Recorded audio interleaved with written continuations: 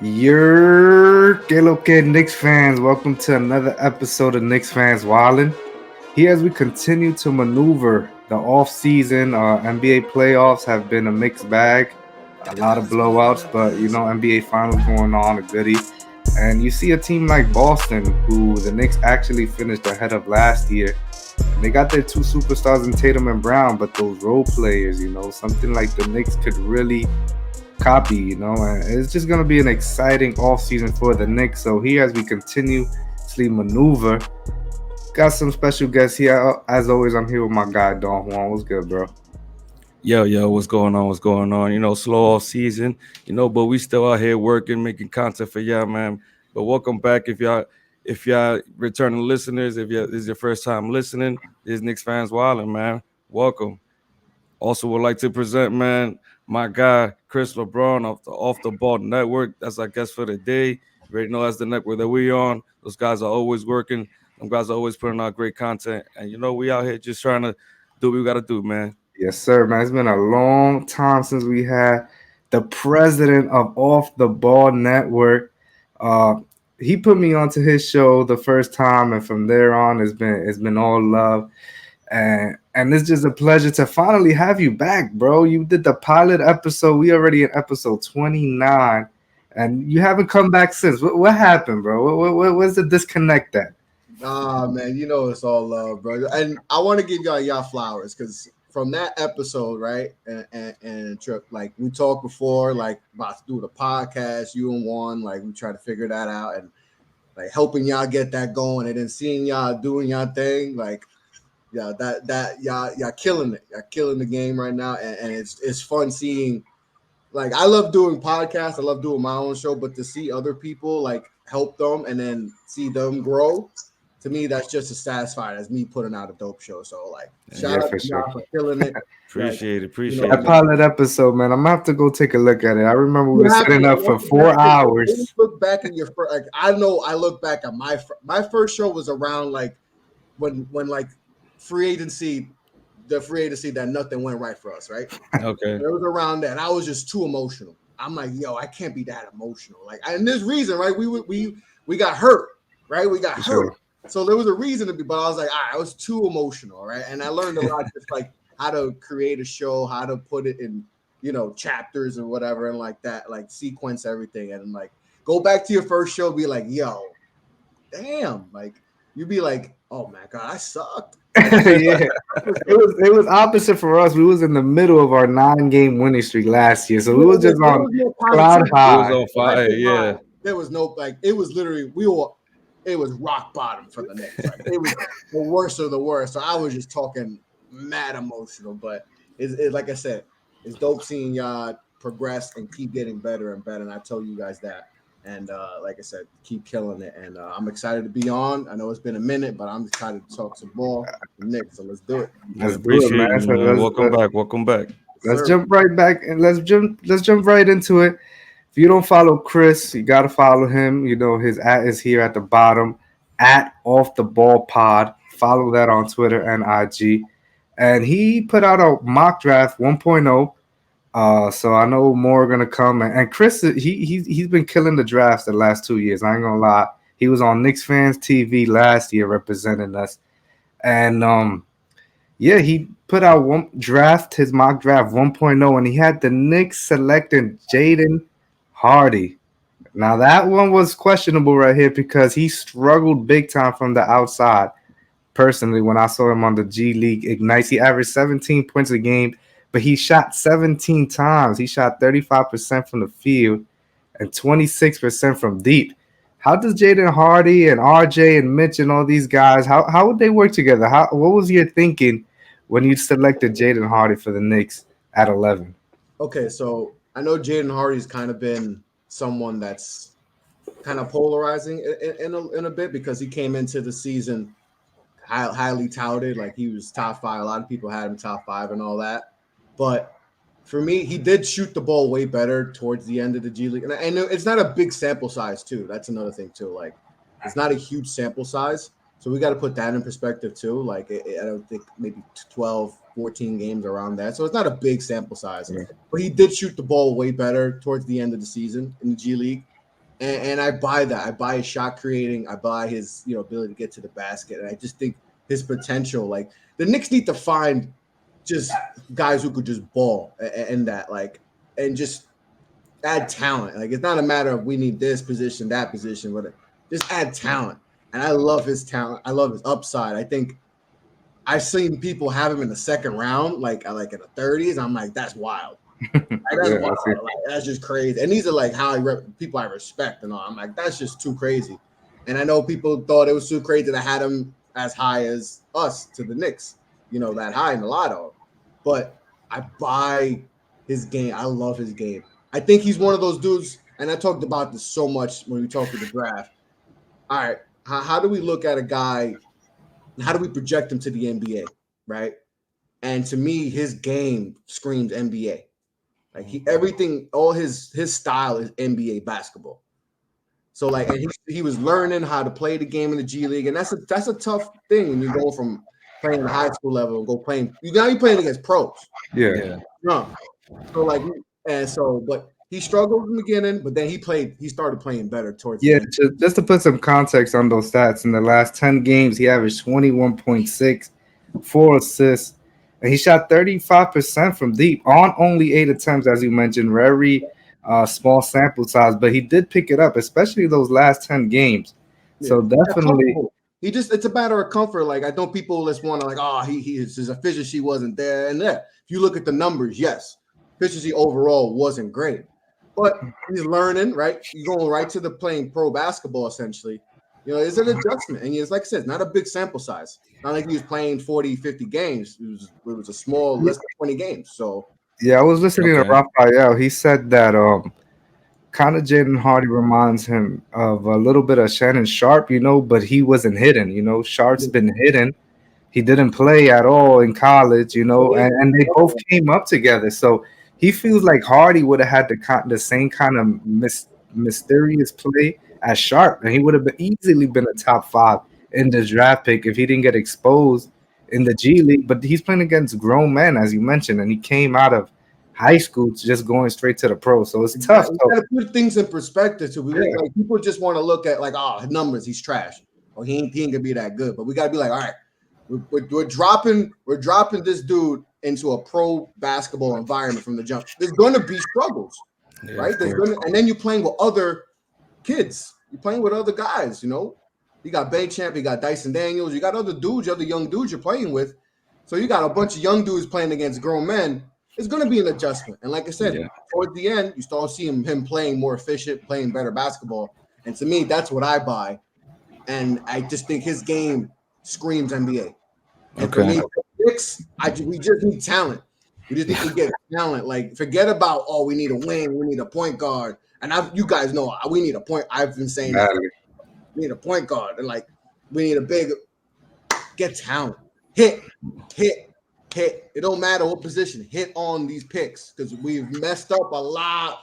Hey, we could do a 2-day show on how many picks. We could go all day, right, guys? Day. It's just a matter. Get the best player, develop them, and let's hit. We need to hit on players on the draft.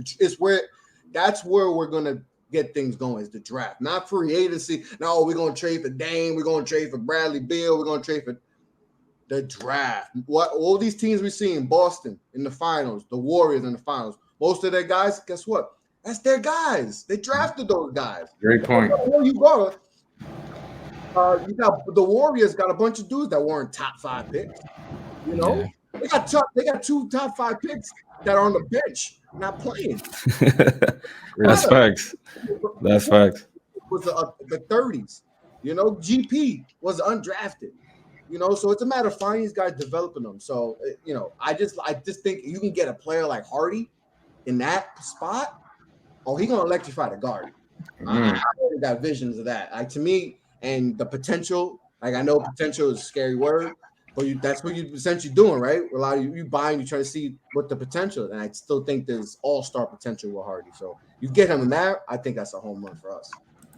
Yeah, and it's funny, some of the criticisms that you mentioned about the shooting struggles, you could say the same thing for Dyson Daniels, and he Yeah, I he guess can. because He's of a the work sample shooter. size, there wasn't enough to really tell if he's a good shooter or not. So it's Exactly. a bit tricky, but the potential is there for even Dyson Daniels too. I know you don't I have him like him too. at our pick, but it seems like he's moving up in the ladder boards while just the Hardy's Yeah, falling. So I mean, based on what you've been telling me, I've seen a couple highlights here and there of Hardy, but a lot of it, it's all highlights too. So of course they're gonna point out the worst of it. But yeah. I didn't really follow his high school game. I'm pretty sure he balled out in high school if he was a top pick.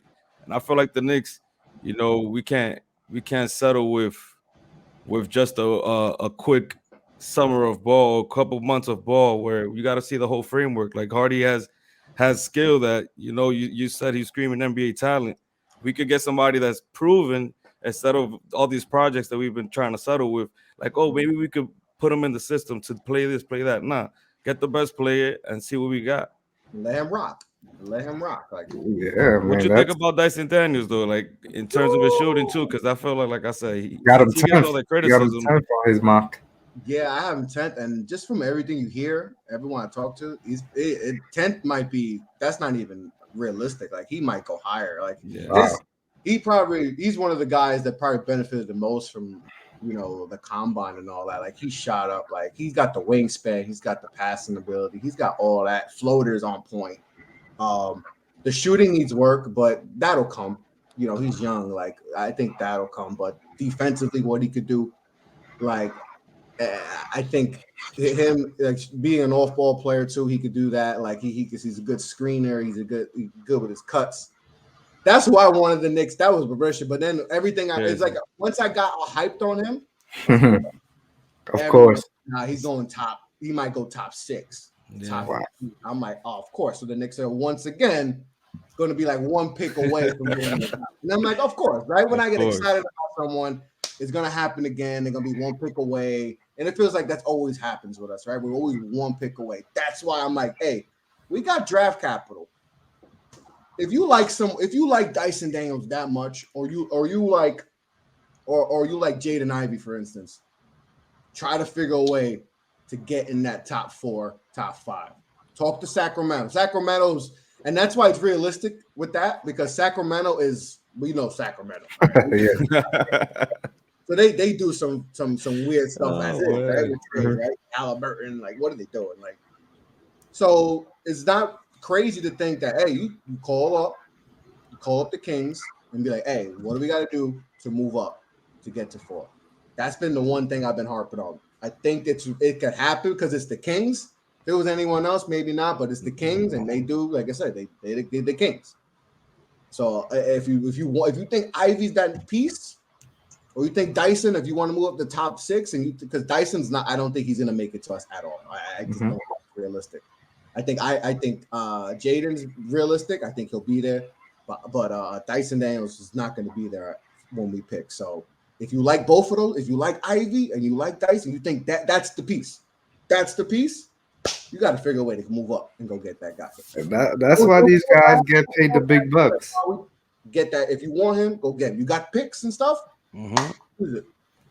It's like you mentioned, we don't know what the Kings are thinking, so it's easy to say we'll send them Julius Randle or something like that, but we don't know what they're thinking. And Sabonis and Randle, to the people on the outside, doesn't make sense. It doesn't. They're both too small to really play the center position and hold it down like that. But we don't know what the Kings are thinking. I mean, who saw that Halliburton trade happening? I mean, nobody saw it. Nobody from a mile away.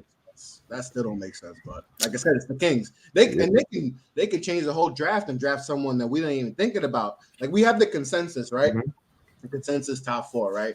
Bancaro, Chet, Jabari, and Ivy, right? That's kind of the consensus top 4, right? Yeah. And Sharp is in there and all that. They could throw us a curveball and take someone that we ain't even thinking about because they're the Kings. That's why, that's why. But let's just hope that they do something. Let's hope that they mess that up. Yeah, like a few years ago, they had prime DeMarcus Cousins, and they take Papagiannis top 10, and everyone's like, "What? Who the hell is this?" Exactly, and he ain't in the league anymore. Yeah. So if I'm not mistaken, they were one of the teams that passed up on Luka too. And And nobody talk about that, right? Sure. Hey, they Marvin Bagley. I love and I like Luca and I like Bagley and I thought Bagley was the top player. But hey, they messed up on that. Yeah, you're not in the front office. You don't have to admit that. You're not in the front office. And I like to admit my mistakes too. All right. Admit my All right. mistakes too. Like I love Luca. I thought Luca was top two, but I had Bagley one, Luca Oh two. wow. Okay. Yeah, I had Luca too. Because I just bought the game. Like I know he wasn't athletic, but it's like, yo, you just watch him play. Like Yeah. I don't know how he does it, but that man is skilled. Seriously. It's a skill, and I still think Bagley's going to be a good player, but obviously he's nowhere near Luca. Yeah. So, Not at all. Not at all. He's in the conference finals this year. But with let's no keep. one, right? Yeah. With the center that can't do nothing other than just run, and then like a bunch of dudes, like And a bunch of ex-Knicks. bunch of Frank. the Dallas Knicks, and Tim Hardaway didn't even play. Mm-mm. But let's keep it up on the your mock drafts here. You also jumped on our good friend on the Off the Ball Network at Mavs Draft.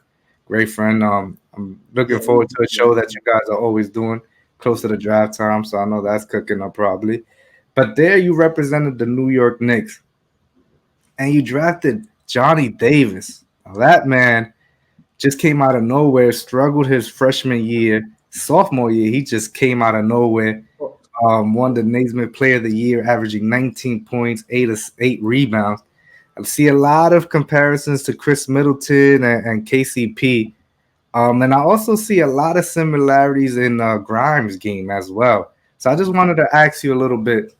Do you think his game overlaps with Grimes? And do you think he's a great fit for the Knicks? Like I said, you just take a dude that could just hoop. Mm-hmm. Right? You just take hoopers at this point, right? You just get guys that you could just ball, and he could do that. He could score at all three levels. He ain't a crazy athlete, but he could sneak on. He could sneak up on you, right? It's kind of like RJ, right? RJ maybe not be the crazy, but RJ could sneak up on you and put on your head. That's kind of what Johnny did. And even like Johnny, like even when he gets to the, even though he's not a crazy athlete, he's kind of got that wiggle around the rim where he makes some tough shots. I saw that a lot at Wisconsin. So to me, I mean, the fact that he was there in that mock, I thought he'd go higher, and I'm like, whoa, I have to take. He's just the best player at that point.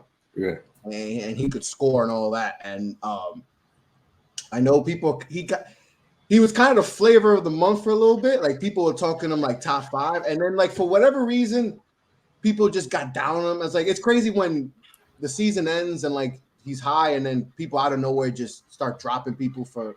I was like, I didn't get that. I was like, nah. I mean, you had him top 5. Like what happened so much that you got him from 5 to like the teens? Yeah. And if where we did that mock, he was there. I was like, oh, I'm running to the podium. Yeah, you're running to the podium. He was the best player on my board at that point. So I'm like, he feels New York too, man. He feels New York too, and that's another thing. I got that New York feel with him. His style, I think he would really vibe well at the Garden. But he got game too. He goes, and that's why I would. If that's the case, if he's there, man, that would be a great addition to this team. Just get another guy who could score. We need scorers too. We need to add some scoring too. Definitely create a little bit with RJ and all that. I think that would have been that's why that was my thinking when I took him there. Yeah, I saw his game against Purdue when he dropped 37 points and 14 rebounds against the number 3 seed Purdue at the time, and that's when I really started following him, and I thought he was going to be top 5.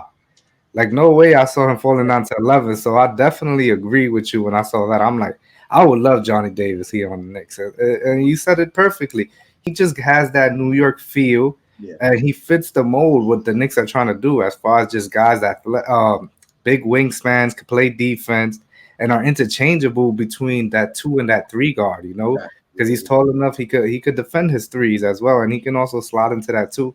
Where I feel like Grimes is like that, RJ is like that, you know, and if we draft him, we will have to see what we do with Fournier. I mean, I feel like Fournier will become expendable. Yes, and Burks, you gotta throw in Burks. Burks. Well, I think we all think Burks should be out of here. I think Burks. Yeah, I don't see Burks being there. I mean, essentially, just based on how the team is built, you would expect. You know, we have we have Burks outside the door already. So I would expect someone, if we were to get somebody like this, not that he would take all of Burks' minutes, everybody will step up, but essentially, someone got to leave, and I feel like Burks is the one that's easily expendable. Where Fournier, as great as he did with the Knicks, like there's still a lot of question marks with Fournier, especially with the contract. I think the Knicks could get a buyer, maybe. I mean, I don't know, but I think the Knicks can get a buyer possibly. And we, like we said before, we got to take some of Tips' toys away. We can't go into next year with Burks and Fournier and expect Tips to play Quinn Grimes and Johnny Day. It's just not gonna happen. I mean, we just cannot do that. Tips is our coach, which we know he is. We cannot give him these toys to figure out, man. We gotta take them away and be like, these are your options. Don't give him. No, that's a fact. That's a fact, man. And that's my hope, honestly. Grimes got to play more. That's essential next year. Like he's got to get more minutes. So that means Burks or Fournier, one of them got to go. For that to happen, one of them has to go, or both. And I think it's easy. Don Juan mentioned for Burks, he's an expiring contract at about 10 or 11 mil. Yeah, he's cheap too. Someone will pick him up. Somebody, especially at that number, that's nothing. You get a guy off the bench that could give you 12 to 15 points Easily. That's a team, a contending team, that needs some scoring punch off the bench. Definitely sure. Use them. The Lakers. I mean, the Lakers need guys who could create and score. You talk to them. There's options. I think Burks is probably more realistic to be moved than Fournier because Fournier still got some years left on that deal and at a higher clip. But I think Burks should be more expendable. Yeah. Back to Johnny Davis, I really like him, man. The funny thing is, I actually heard a comp of Jalen Suggs and like a Jalen Suggs defensive side, but then since he has such a good mid-range game, they were saying Devin Booker. That might be a stretch, but that might be the ceiling, though. Nobody thought Devin Booker would be Devin Booker. Devin Booker was, I believe, what, the 10th or 11th pick. I think 13th. 13th. He was around that range, so you never know. He played when good you play stuff competition like that, too. people look at you crazy, like, how can you compare him to Devin Booker? But nobody thought Devin Booker was going to be what he was. So he has similar. He's similar. He's smooth. He got the smoothness like Book, and the mid range. I like he's got the confidence too. Yeah, like Book. I can see that too. And I just like the improvement from freshman year to sophomore. I like guys who just lead, right? Because like you mentioned, freshman year struggle. I think he only averaged like 7-8 points. Mm-hmm. But second year, boom, took that massive leap. Almost 20 a game. In a good conference in the Big Ten. In the Big Ten, yep. Some teams in the BigGot some ballers out there. You got Michigan, you got Purdue, you got a bunch of teams in there. Michigan State, you got a bunch of squads in there. Ohio State, who has a couple Ohio State got players two guys on this draft right now, and EJ and Brandon. So you got that he played in a good conference and didn't have a lot of great pieces around him too. Yeah, I think that's what probably stood out a little more too. That he had to step up every night to perform. He got to be the best player. If he's not the best player on the court, his team's not going to win. That's another thing you got to put in perspective too. Like, all right, who is he playing with? Mm-hmm. Does he got any NBA players? That's another thing. Like people look at that. Like they'll look at his 3-point percentage. I think he shot like 31%. Didn't shoot crazy, but you gotta look who's around him, like who's helping him, open up the court. There wasn't a lot of space too. So and that Devin Booker comparison is funny. So many factors. It's funny because remember Phil Jackson tried to trade Porzingis for Devin Booker and the number 4 pick, and New York fans went crazy at that time. So I don't want to give Phil too much credit, but he might have been on. He was on. We don't give Phil credit on it. That was rumored. We don't know if that's true. Yeah. He would have drafted Jaren Jackson with that 4 pick for sure. We would have messed it up anyway, and Booker would have wanted out. It would have been. We would have messed it up regardless. Exactly. So it was someone that we weren't even thinking about. The guy was rated in the 20s, and we took him, high. So Phil would have messed it up somehow because he messed up big time for us. Yeah, for sure, man. I know Don Juan wanted to find out about a different prospect. Oh, well, all right. So this is just a hypothetical, just kind of see how things play out. We're in a situation now where Mitch could possibly be a free agent. It's gonna be, let's say he ends up walking, even though the free agency starts after the draft. But if we already know there's some indication that he's leaving, would you end up targeting a center in this draft? I mean, if he goes, you're gonna need it. Like, Yeah. and I know everyone's high on Jericho Sims, it's, and all that, and you know how that Juan, works. I mean, Juan, I love And I Jericho love Sims. Jericho, and I think the value where we got him in the second round, I love that. I remember talking about on Knicks Fan TV at draft day, like the value of him getting where he got him compared to like some of his other Texas big men that they had that got drafted earlier. Like, I was like, oh, second round, like that's great value for what they got for him. And but I think he is kind of what he is. He's going to be someone that's going to just grab everything around the basket. Like I don't like he's athletic enough that he could guard guys in the perimeter on pick and rolls and all that. But he's not a shot blocker and all that. And that's what you love with Mitch. Like Mitch can trail someone and block it. Like he has that long reach and all that. And that's why if he does leave, Mark Williams from Duke would be someone that, like, to me, that's Mitch. And he might have maybe a little bit more offensive bag, potentially than he ever had. Like, we always saw Mitch with the, every Knicks fan got crazy when he started dribbling. And I was like, he ain't going to do that. You think Tibbs is going to let him do any of that? And guess what? It didn't happen. He didn't do any of that. Didn't even attempt it. We didn't even see none of that. But I think with Mark, I think he can actually go out a little bit from the free throw line and shoot a little J. Okay. And he could block. He's probably the most important player other than Banchero on that Duke team. Like he changed, especially in the March Madness. Like he changed, like that. That's where he's a big reason why they went on that run. Like he was huge. Like his ability to just block shots, just changed the game with his defense. It's kind of like what Robert Williams does now, like and Mitch. Like that's why you get a lot of those comps with Robert Williams and Mitch. But I actually think he can actually go out a little bit and shoot a little thing, which is something we haven't had in the center spot, with Mitch.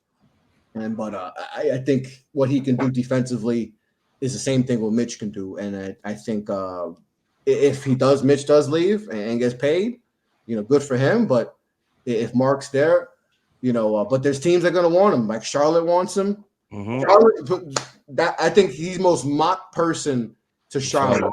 Yeah. Like, that's like, other than like we know who's going to be in the top four, that's like the lockest of the locks. Like Charlotte, Mark Williams, that's like peanut butter and jelly. Like you put LaMelo and Mark Williams together, nice. Like that's crazy. So like, but I think if that does happen, you got to look into Mark Williams for sure. Jalen Duren from Memphis too, another one, crazy. Yeah. Like another one who played. He started playing. I love his passing too, like in the post. I think that's the most underrated aspect of his game. Like he's smooth with it in the post, and like it was kind of funky what happened in Memphis. Like it was, they had a lot of crap happen in Memphis, like a lot of turmoil and all that, So they had a lot of things, but he played good towards the end and kind of got his stock back up. He's another one. Stock was top 3, and then it dropped like 20s, and then it's back up. But he's crazy athletic, like he's bouncy. Like he's all that. And I think that's someone potentially too. If it all depends with the Mitch situation. If he's gone, then I think we wouldn't know. We wouldn't know. We wouldn't know. That's the thing. Yeah. So they dropped the that'll drop the biggest signal that Mitch will be gone. Mm-hmm. So exactly. We have to do our homework. Is it Mitch? Is it biggest signal for Mitch or for Taj? Taj get 30 minutes a game next year. He might get an extension. Yeah, for real. Oh man, the future's in Taj, man. So Chris, let me put you on the spot. I'm gonna give you this Leon Rose hat. Here it is. Put it on right here. Got the Leon Rose hat. All right. It's 8:30 p.m. June 23rd. It's actually 2 weeks away. Barring anything crazy, the prospects that are around the same board. You've done a lot of mocks. You've looked at a lot of mocks. So there's nothing crazy. The 10 go in some type of order. Who would be the most perfect prospect for you for the Knicks? Who would it be that guy that you'd be like, this is the guy that the Knicks have to take, and I'll be extremely happy to add him to the young core of Quickly, RJ, Obi, etc. for the Knicks. I mean, I want Dyson Daniels. There's a I want man. Dyson Daniels, man. That's like my number one. Realistic. Like, obviously, if there's a chance we could get to 4, then it'd be Ivy. But if we're not putting that on the table, I would somehow try to even move up a few more spots to try to get if Dyson, if it gets past like 6, 7, 8, and Dyson's still there, I would move up just to secure my guy. Just to make sure, yeah. Just to make sure, because you can't. One thing you can't do if you love a guy and he's a few spots away, teams are gonna try to trade up to get in there. So get your guy. To me, Dyson Daniels is my number one Knicks. That's to me is interesting. That's my guy. Like if I'm Leon, I'm trying to figure a way to get in New York, and not at any cost, but at a reasonable cost. If like I said, if it's 7-8, and I just looking at it, like I think just looking at my mock and all that, I think once you get to like 8, I think he could be there at 8. And you could talk to the New Orleans or San Antonio. And I think you got to worry about Washington. Because I have Dyson going to Washington at 10 in my mock. So if you could jump Washington, because they need a guy like Dyson. They don't have no point guard. Beal might be gone, maybe. Beal, you don't have to have the focus on Beal having the ball in his hand all the time, making plays and all that. You can have Dyson kind of take the load off a little bit. You could jump Washington somehow, and just how my mock went. If that's what I would do if I'm the Knicks. Try to talk to San Antonio or New Orleans, or maybe Portland, and try to get in one of those spots and take him. That's what I would do. That would be, but he's my priority number one in this draft. Like if I can't get to 4 and get Ivy, because that's probably could be a little bit too much. I can understand that. That might be too rich. But realistically, try to get to 8, 7, 8, 9, and take Dyson. That's what I would do. Yeah, I mean, I stumbled onto a Indiana Pacers podcast one of these days, and they're really into the youth movement. Like they're not hiding it. They want to collect more assets. They got 6. And the GM said that he doesn't know if they're going to draft there. So the Pacers are a team, and we said it. The Knicks have draft capital. So if you really like Dyson Daniels, what are you going to do? What's going to be the call? I mean, you could take on a bad contract if they want to throw it at you, or you could this might set a blaze, but, you could reset one of the contracts with the Knicks young guys. If you really like Dyson Daniels, like you said, you go after him. Because we saw it with Steph Curry. We left one pick, and they stated that we could have jumped over to 5, and we didn't, thinking he would fall to us. And we almost did that with Obi. They liked Obi, and he just fell to them. They could have drafted. They could have drafted Cleveland. You like him? If they like Dyson Daniels as much as I love Dyson Daniels, go get him. Okay. As long as it's a reasonable deal, right? If it's reasonable, go get him. If that's your guy. Because playing the waiting game and be like, all right, we'll wait, we'll see how it goes. You can't trust that because there's gonna be a team that'd be like, oh, well, the Knicks ain't gonna try. We're gonna jump right for the Knicks, and it's gonna happen all over again, and we're gonna be 1 pick away. That's what we're known for. 1 pick away Knicks. I'm tired of that. Get your guy, and if it don't work out, I'm cool with that. But you gotta try. Get your guy, and let's let it rock. Yeah, man, for sure. It's gonna be 2 weeks away, June 23rd. I'm getting nervous now. Unfortunately, we're used to this draft time. Like we get excited about it because we're always in the lottery, whatever. But I have some nerves, but you just gotta. I don't know if it's trust the process, but they gotta take some chances now because it's at a crucial franchise where like the honeymoon stage is over, right? That smoothness. Oh, Leon, trust. Hey, now Leon, hey, you got to do something. Something got to happen because we're kind of in this flux with this roster. It's like, all right, we got a bunch of young dudes who we want to see play, but we still got a bunch of vets. Still got Randall's still on the team. right? We still got Randall, right? We can't just forget like he's still on the team and he's probably going to still be on the team. So, what are we going to do? Are we going to go for the youth movement? Because then that's a whole different thing. Or are we going to try to, still try to win with the vets? So we got to find that perfect balance. Yeah, I think Don Juan always says this. You got to pick a direction. Earn his paycheck.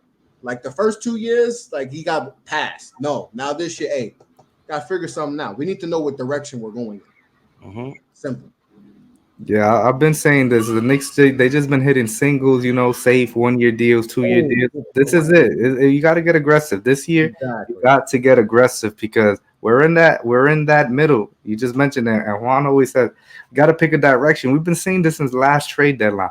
All we want as fans is pick a direction. You can't give us Randall and Obi and play Randall 36 minutes and play Obi 12 minutes, and then you have Tiff talking about the youth at post game. No, that you're not showing us that. You're not showing that we're smart fans and we want to pick a direction, and we were be in the middle too. Be in the middle.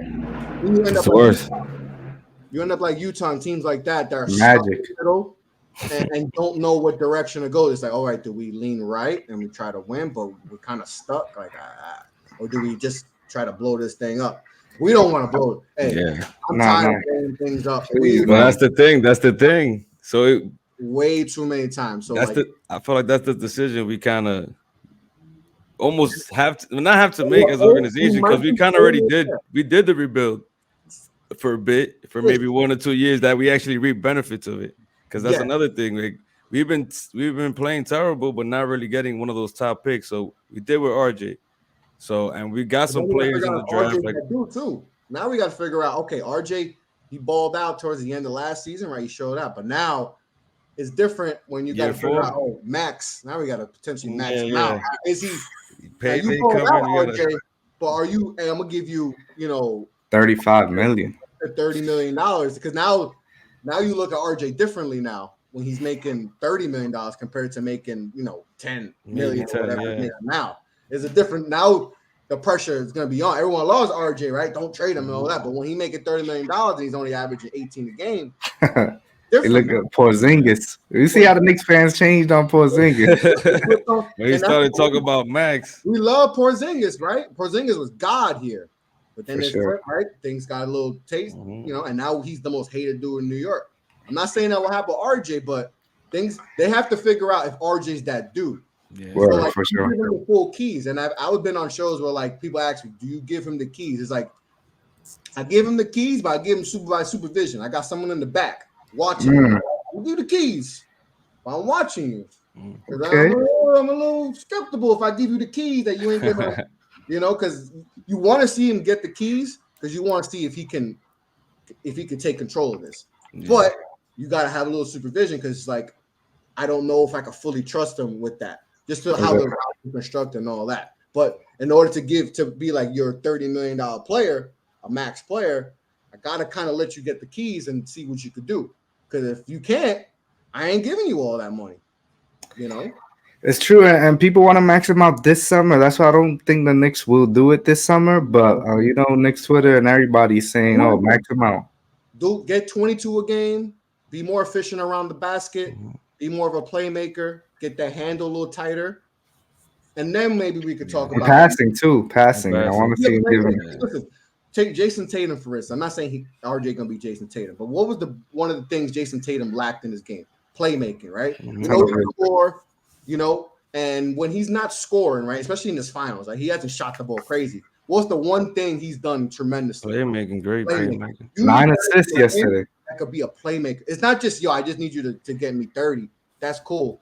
I need you to facilitate. When your game's off, when you're shooting 6 of 20, we saw that with RJ, a lot of 20, a lot of them. But we didn't see the playmaker. Like at least you could be like, all right, you didn't shoot the ball well, but man, you getting guys open, creating and all that. That's the next level of RJ. If he could show that this year, then maybe we're talking. Yeah, man. Let's see. Let's touch on a few quick points before we get up out of here. Once again, shout out to our guy Chris, the Prez of Off the Ball, in the building with Knicks fans, Juan and Don Juan and Triple M. Let's talk about Jalen Brunson real quick. I mean, I've been trying to avoid this conversation. We talked about it briefly, but it's just the noise is getting louder and louder. The New York Knicks announced that they hired Rick Brunson, Jalen Brunson's father, uh, Mhm. and they just basically was like, don't look too much into it. You know, he's worked with Tiz before. He's a good coach. He just fell into some kind of scandal, but it's not true. But hey, listen, the noise is getting louder and louder with Jalen Brunson, and I cannot believe how mixed bag this topic is amongst Knicks fans. So I want to get you guys two guys' perspective, Don Juan. Jalen Brunson, yes or no? I say yes, man. It honestly depends on the cost, but I say yes. I've been saying, heading to this offseason that we need an Just say upgrade we're no gonna matter what at overpay. point guard. Overpay. 20. I'm putting the number out there, 25 mil. You gotta overpay for him. Goodness. 25 mil. That's what it's gonna He's take. gonna get like what Fred VanVleet got. I say Contract, 25, no. I If it's think Van Vliet, I think Van it's Vliet's at four, 22. Remember. he got 4 for 85, so that's like what 21 and change a But let me year. throw Exactly. something out there at you guys. The salary cap has gone up. It's gonna go up. So you Yeah, look at 25 mil then, 21 mil then, and 25 mil then now, it's kind of the same thing. It's kind of the same thing because the I contract. mean, you selling me here, man. What you No, selling me on the I'm idea? just saying, Nah, all right. If because that's the case, everybody honestly, says it's the number, but we got to overpay for him. We're who gonna have. cares about the number though? Like if Knicks, and this is what gets me mad with Knicks fans. They care about that's I want him at 4 for 40. He's like, all right, that's not realistic, guys. Come on. Exactly. Like people still worry about the number and all that. Like, hey, it's a matter of is he a good fit? Who cares about the number? If he's Yeah. gonna help us, who cares about the number? Hmm. Number doesn't matter. He's someone who's ascending, right? And it's that's why I compare this to Fred VanVleet a lot. Like people like remember when Fred VanVleet was linked to the Knicks a lot, hmm and I just didn't think he was a good fit at the time because I just didn't think the roster was suitable for him. I don't think, but he's more efficient than Fred VanVleet, right? Way Yeah. more efficient than Fred Mhm. VanVleet, and he's getting better. So like people say, well, I don't want to pay him 20, 20, and like you said, $20 million is not. Dudes are making 60 now. So why do we? I think 20 million. I think, and even I had to think about this. Like $20 million isn't $20 million like it used to be. Like 10 years ago, $20 million. I Yeah, it's a don't know lot. if I'll give him that. Maybe 12.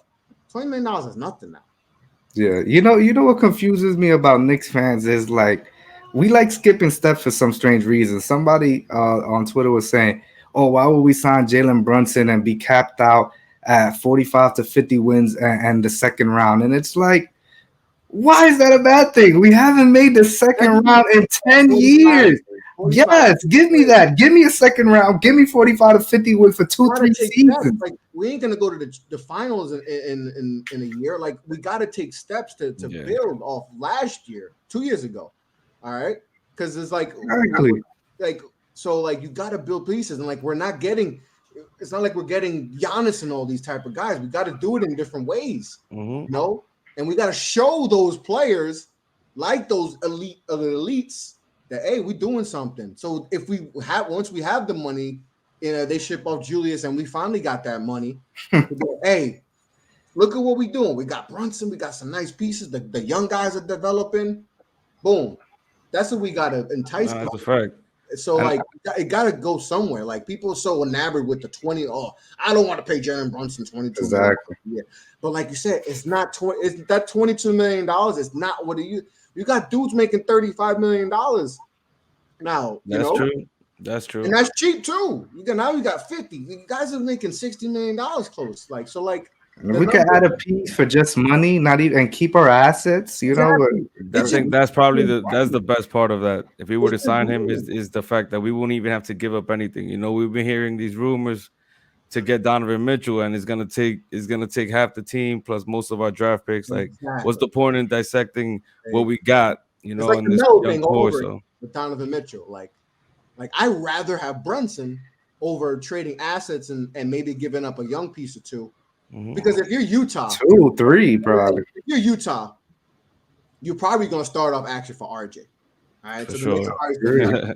they'll probably say no, right? Realistically, right? Because that's what Donovan Mitchell's an all-star, all-NBA type of player, right? I'm asking for your best young player. That's RJ. That's what I'm going to start off with.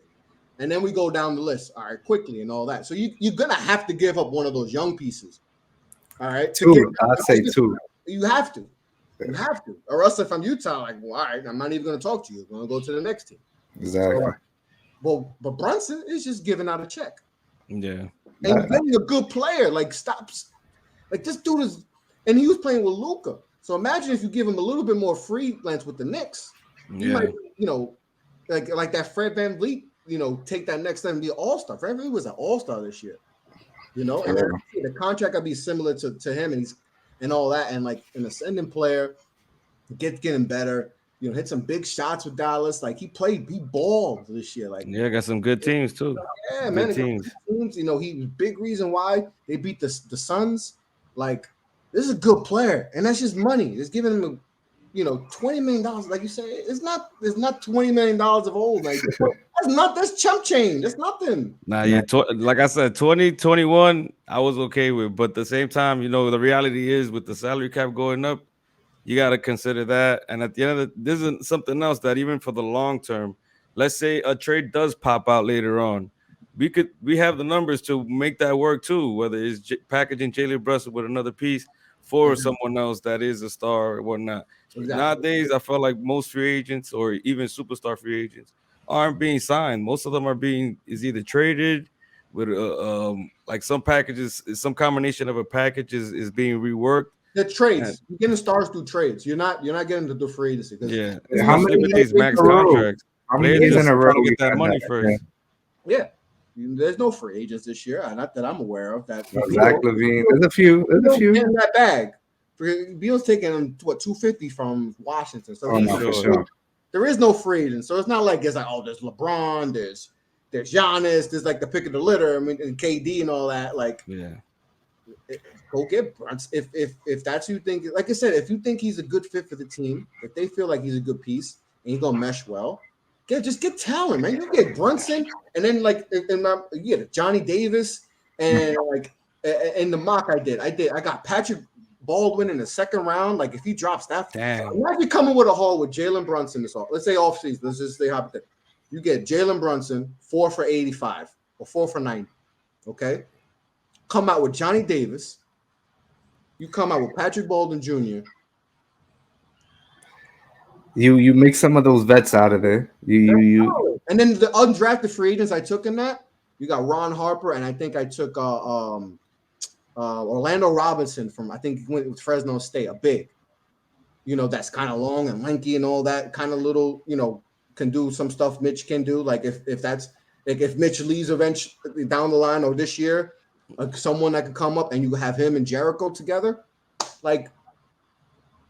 That's not bad. That's not bad. Like not bad at all. Everybody wants. Oh, we gotta go get Dane. We gotta go get Beal. Like all these unrealistic trades. That's all you see. Every article. I probably just posted. How do we get Dane? What do we got to trade to get Bradley Beal? It's like, all right, I'm done with all that. Done with it. Because it ain't never happened. So why do we think it's suddenly gonna happen? Yeah, and even if it does happen. Based on how the East is right now, exactly. Most of the teams are good, and they have at least they're built for at least 3 of the next 5 years.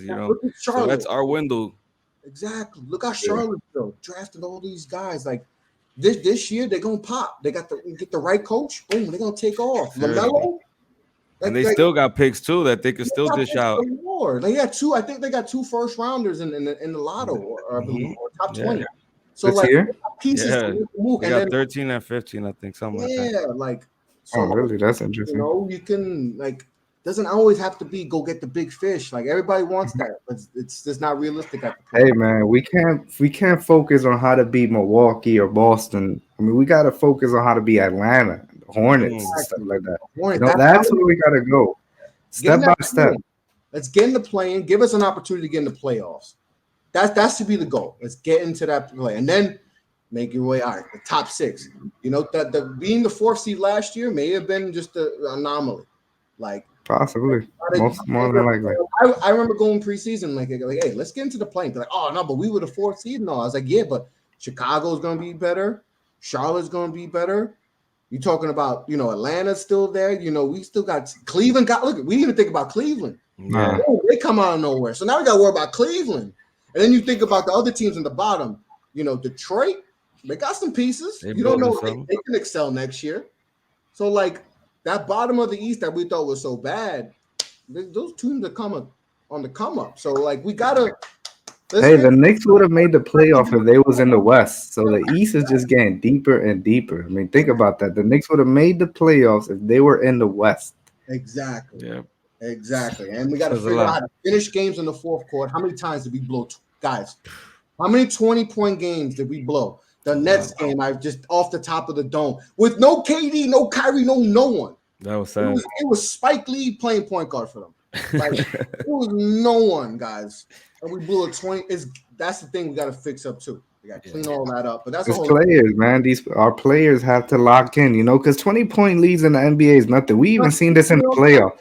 Every time I see a 20-point lead, I go straight to FanDuel and throw like $5 just in case, because it might hit. You might hit like $60 real quick. So 20 points. Be like, all right, yeah, because like it happened. Well, with the Knicks, it happened. It was too much. So that was easy money for the Knicks. Easy money, man. It's like, oh, the Knicks gonna blow this one.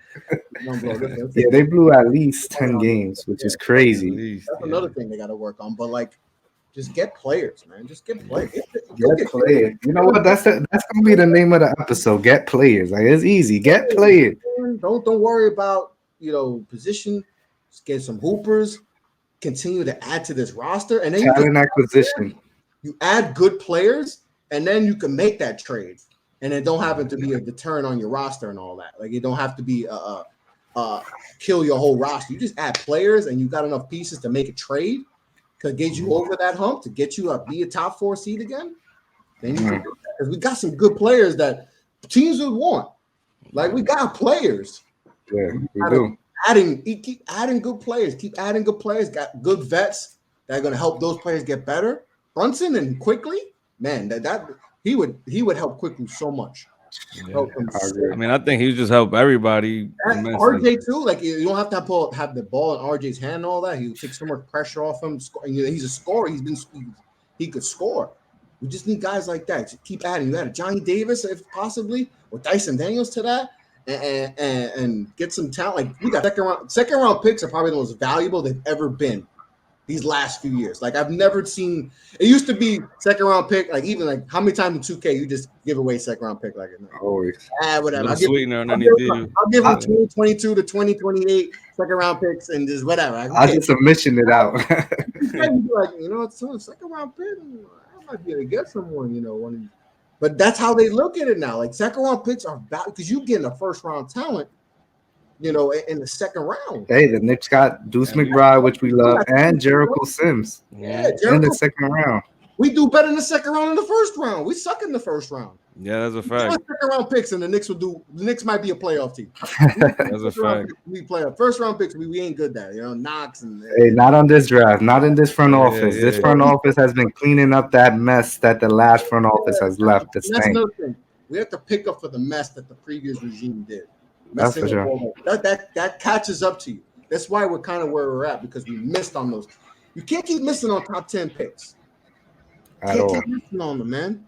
Eventually, we got to figure this thing out. You got to hit, and we haven't hit yet. We got some good, but we need to hit that freaking that's a player. Like he gonna be here. Like we need that. We don't re-sign first. Last one was Charlie Ward. RJ gonna change that though. RJ's gonna change it. When I had Charlie Warner, I'm like, you're the last person the Knicks have re-signed from a first round pick. That dude came out like 94. Jeez. I was 5, whatever, 90, whatever, 92. That's a long time. I was just born. Yeah. But we were in diaper. I was in diapers still. That's with crazy. A bottle in both hands. Like it's been a long time, man. We gotta change. We gotta hit, guys. I'm tired of getting used to the draft. I've been so into the draft the last 2 years because we suck. So I've been so invested. But it's like eventually hit good players. Figure this thing out. Leon, the honey, I don't care that about your name. They got name value. They can get this. We haven't seen it. So do it through the draft. The passion is exciting right now, bro. It's simple. Hit on these picks, or else Leon, I don't care that you were an agent for LeBron James, Dwayne Wade, Michael Jordan. I don't care. That don't mean nothing. You haven't done nothing for us. You in the woods just watching while everything destruction going on. You just in the back saying nothing. Dude, hey, I better hear him speak. I better hear something from him. We need to figure out. You need to hit on this draft. You need to figure out, get some players, continue, so we don't have to go through this turmoil and all that, and figure out if Tibbs is the dude going forward, because that's going to be another big thing. Because if this thing goes south, because it can't. He's out here. I told people last year that this season, like fourth season, okay, that was cute, but I could see things going back. And guess what? It went back. Now, if things go by this year, then it could be really bad for us again. And guess what's going to happen? LOL, Knicks. Guess what happened? Blah, blah, blah. We don't want that. Nah, we don't. Want stability, because if we want people to come to play for this team, you know, for the best fans in the world, Madison Square freaking Garden, not people who want to play on the other team and then I want to come to Garden because I want to cook the Knicks for 50 and I could be on Sports Center and get in all. Nah, we need people to be like, yo, okay, see what they're doing over there. They got this stuff together. Hey, and it's a recurring story. We say this every year. That's the plan, but it has to happen, or else this year could go really bad again, and then it's like another 5 years of. Hey, no, we're not putting that energy out. We're not putting that energy out there. They affected us. This is what they do to us. They give us a little tease last year. Oh, fourth seed. Yeah. We gave you a little something, a little tease. And we're gonna change. We're gonna change that this year for sure, bro. So hold up. So what you think about was the season a failure? Then you think this past season was a failure? Yeah, it was a failure.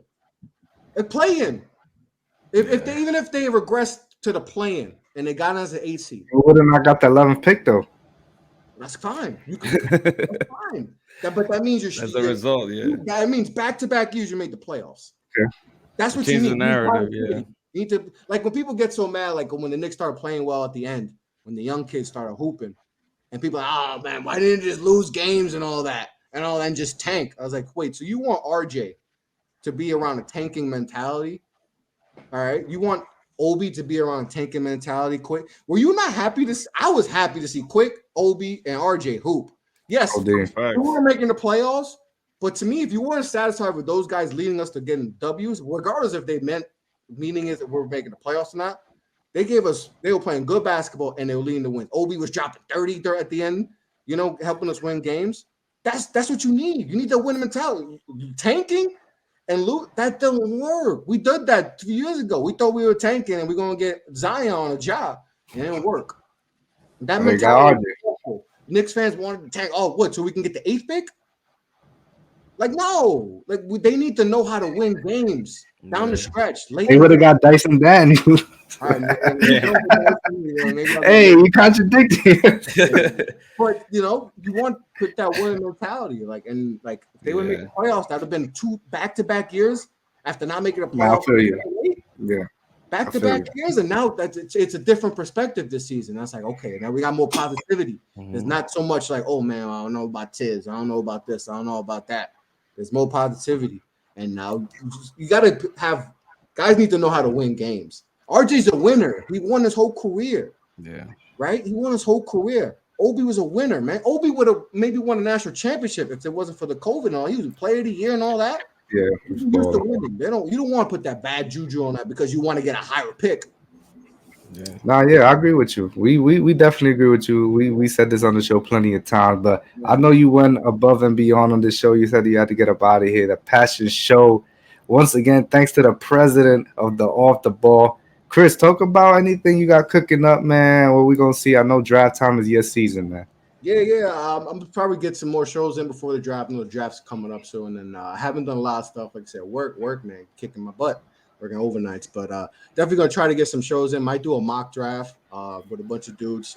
Might probably get one in before the thing, and so just follow me Off the Ball. I got some potential, things cooking up for the network that I'm excited about. So I'll post that once I get the full details. We talked about that before the show, and some of the guys know what's going on. So once I get the official on that, I'll break that. And so I'm excited about that for the network and all that going forward. So yeah, just follow me Off the Ball Pod, follow the network Off the Ball network, OTB_network for more details coming up on some potential big things. Like I said, huge drafts coming up. I'm excited about that. The draft's been near and dear to my heart. That's kind of what got the show popping, my podcast going. So every time this draft season, I really get going and get excited about that. So, but like I said, happy to be on the pod. Excited. Got my juices going for work, so I'm excited. Like I said, Oh, appreciate you guys being on. yes, sir, man. Don Anytime, brother. Juan, Anytime. what you gotta say before we get up Hey out of here? man, we got 2 weeks till draft time. Do my little research still, bro. Because at the end of the day, these it's part of like being an NBA fan. You like to see the growth of players coming out of college It's or fun. G League, for instance. Fun. Like it's nice to follow them and see the progression Yeah, as yeah. they go in the NBA. Because at the same time, I'm not somebody that puts a cap on these players, so I'm excited and pumped, especially the fact that it's the Knicks. At the end of the day, I can't wait. I know we got some more shows coming up too, so I can't wait, man. And we actually planning a draft party. Let's see if we could do a little something too.